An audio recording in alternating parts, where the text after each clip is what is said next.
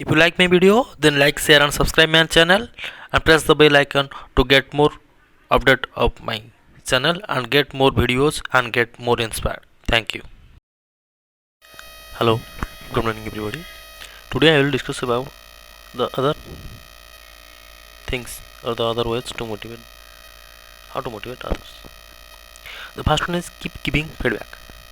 People crave for feedback. If you ignore a 3-year-old boy, he will ask for attention in a positive way.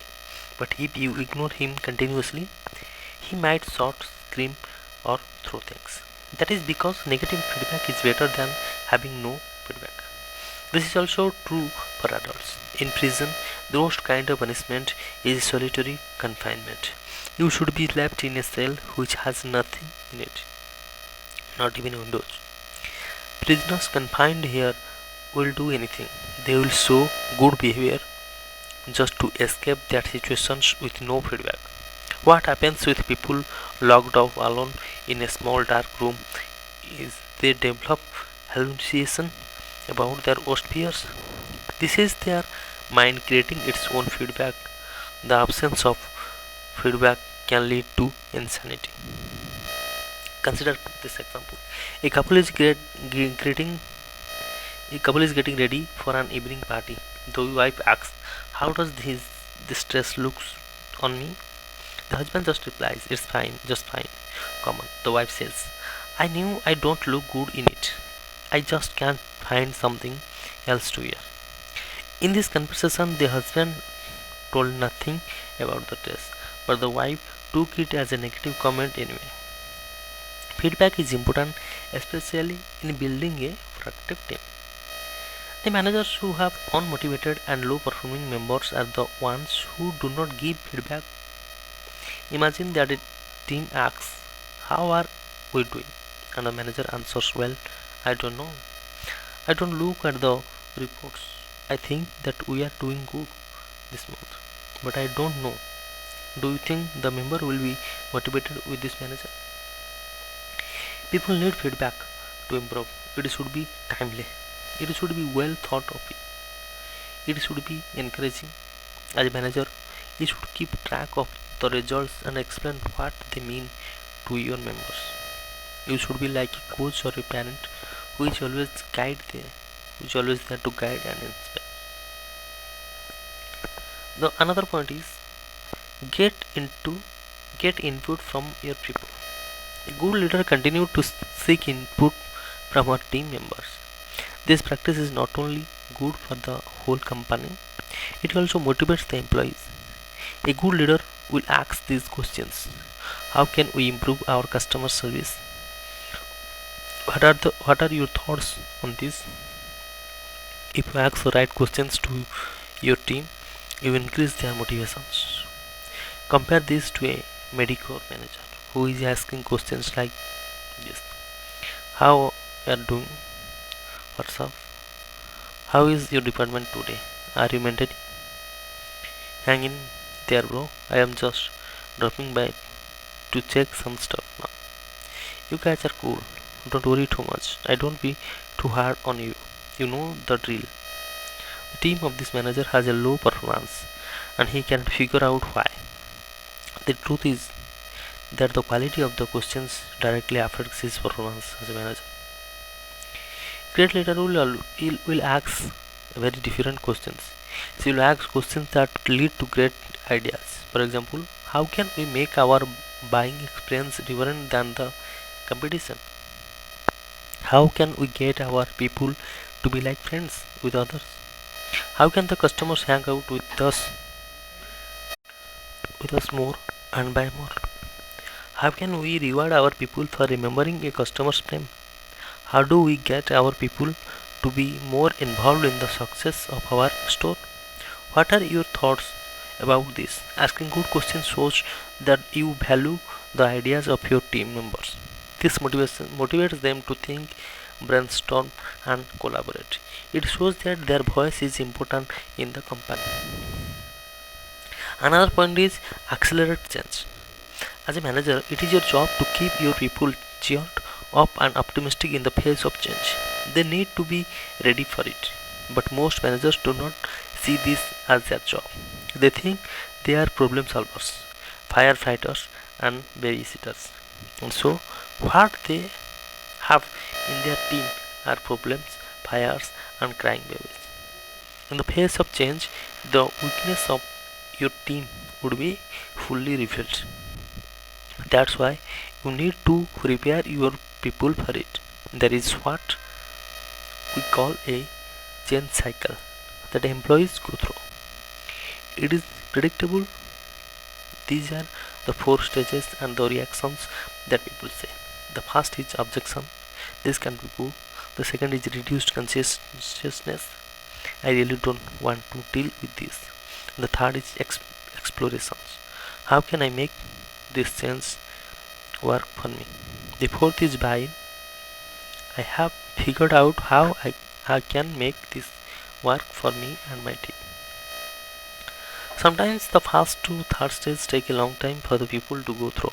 They are resisting change and it is natural to resist change. We hate to get into the shower, but we also hate to get out. A great leader will guide these people. She will understand the change cycle so that she could help this team to be successful. So what exactly does a good manager do?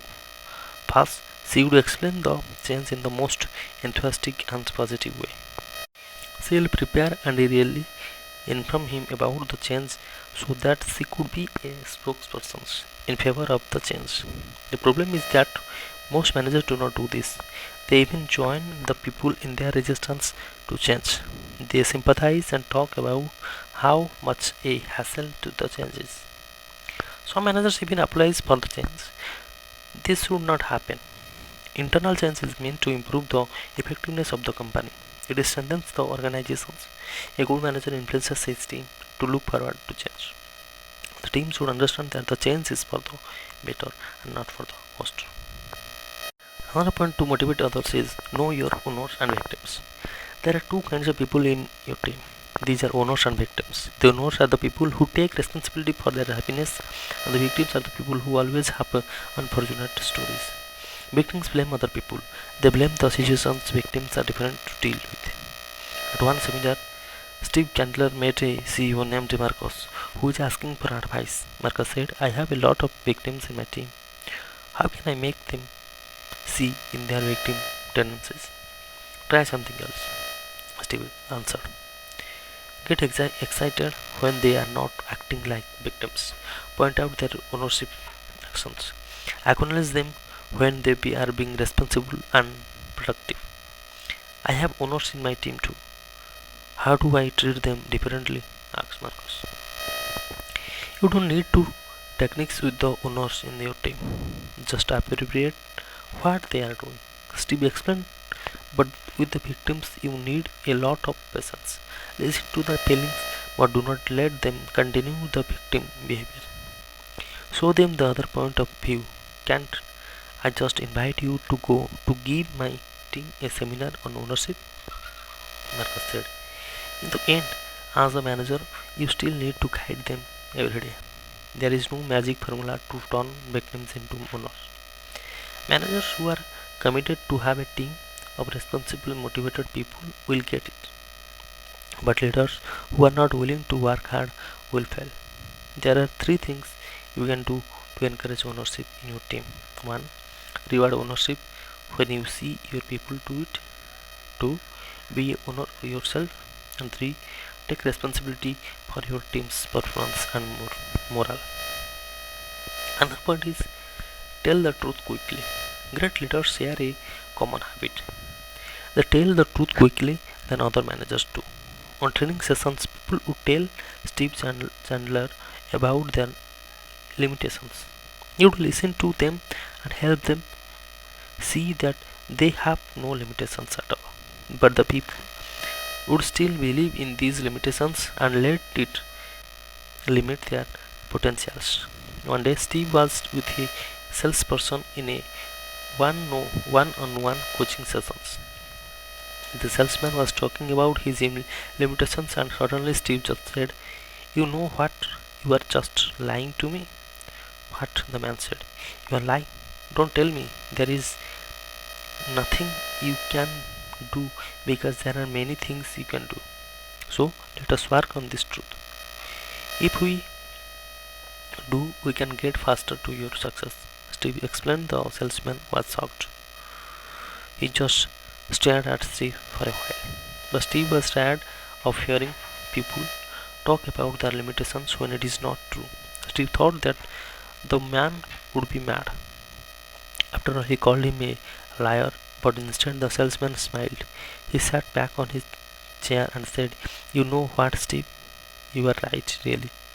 Yes, you are right. There are a lot I can do. You hear this lie every day in the world of business. Another version of it is, I am helpless and powerless. Now, what if a salesperson asks herself in the morning, if I were to coach myself, what advice would I give myself right now? What action would bring the highest return to me? If I were my customers, what would I want me to do?" The answer is to give. The most successful salesperson, in fact, the most successful person is the one who is a great giver. The one who gives and gives all day. The one who puts the client's needs first is the one who will succeed. What is there to give? It can be helpful information, sincere knowledge, acknowledgement, cheerful, friendly encounters, or offers of service. It could be anything at all. Again, it's not true that there is nothing you can do. You can always give. Here is one more tip to be good manager. That is to lead from the front. As Gandhi said, you can change people. You must be the change you want to see in people. If you want your people to be positive, you should be more positive yourselves. If you want them to dress professionally, you should look professional as well. If you want your people to be on time, you should be on the one to do it. Be inspiring. People would rather be inspired than be corrected. If you like my video, then like, share and subscribe my channel and press the bell icon to get more update of my channel and get more videos and get more inspired. Thank you.